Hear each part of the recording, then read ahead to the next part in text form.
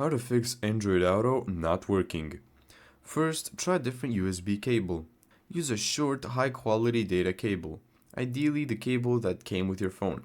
Google recommends a cable under 1 meter or 3 feet, and says not to use USB hubs nor extensions. Step 2. Make sure Android Auto is enabled in the car. Turn on your car's infotainment system and check its settings for Android Auto. Some vehicles have Android Auto disabled in their settings. Step 3. Unlock your phone and reconnect.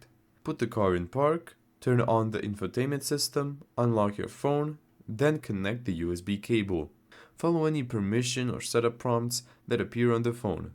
Google setup instructions specifically recommend doing the initial connection while parked. Fourth, restart both. Restart the phone, then reset the car's infotainment system.